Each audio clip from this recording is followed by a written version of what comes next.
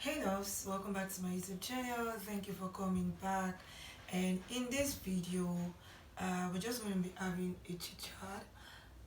Yeah, it's a Sunday. I'm filming this video on a Sunday, and the weather is pretty cool. I'm sorry I can't like turn the camera around, but the weather is pretty cool, and I feel like so we should just talk about this vulnerable conversation. My best friend is no longer my best friend, and we're cool.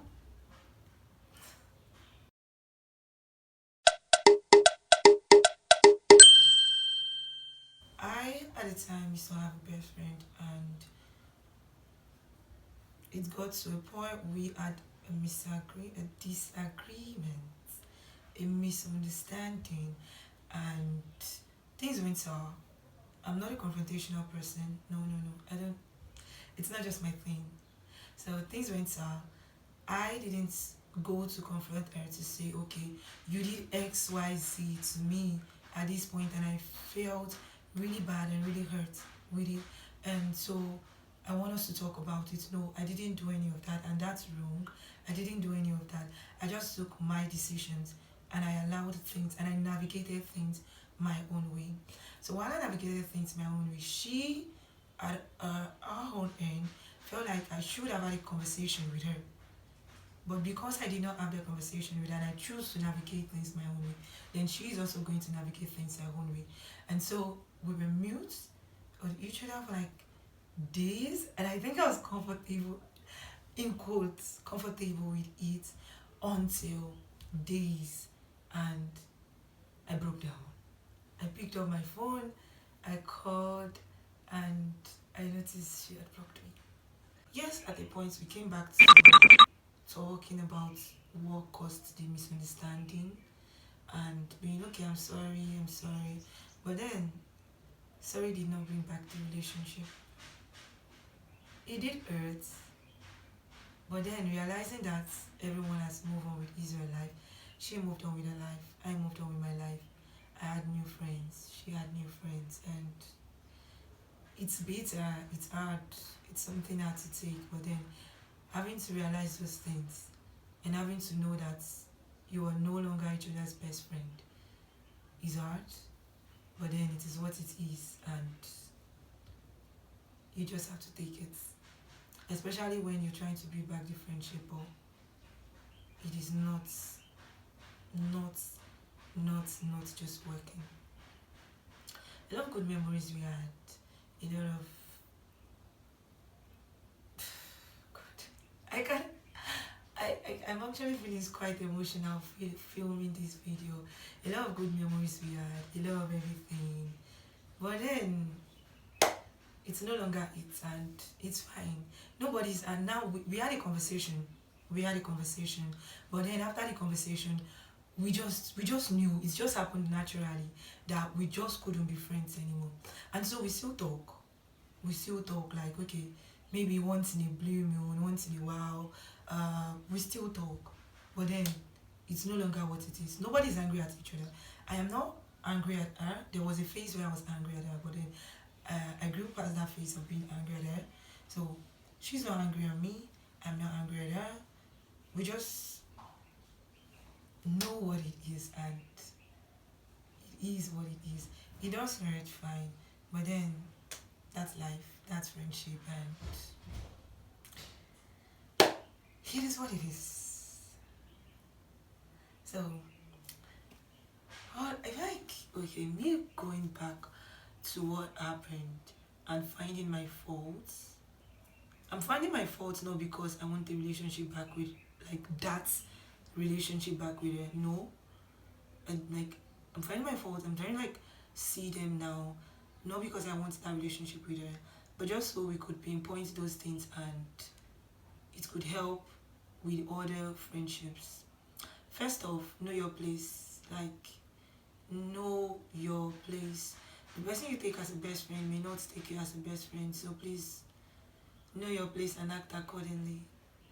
And also be expressive enough to say you hurt me here, and be polite while being expressive. I feel like me taking decisions without telling her that this is what you did to me at this point was what ruined the friendship at my own end. If I had taken my time to calm my nerves down, have a proper conversation with her. In fact, the day we had a conversation, she told me, "Oh, do you even know what happened at my end? XYZ happened." And that day I kind of broke down like, "Oh, this is what actually happened to this person," and I was thinking the person was fine. You get? So have a conversation before you take a decision. Be calm enough to hear from the other person's point of view, and definitely make compromises. Make compromises, and if the friendship is that important, work it out. So what I would do next if I have a friend, especially when I notice that this friend is becoming pretty close to me and it's a relationship that I do not want to lose, I'll try to water it at my own end. I'll try to communicate at any point I feel like that's one thing I'm currently working on myself. Communication. Being able to say, "Oh, you hurt me here." It's not my thing, but then being able to say it out. So I would work on communicating. I would work on giving people more benefit of doubt.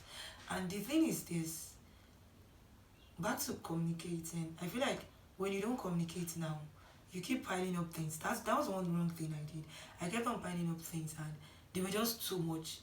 And I just saw an opportunity for me to just burst it out. So I would communicate more immediately. Look for a perfect time. Look for the perfect words to communicate.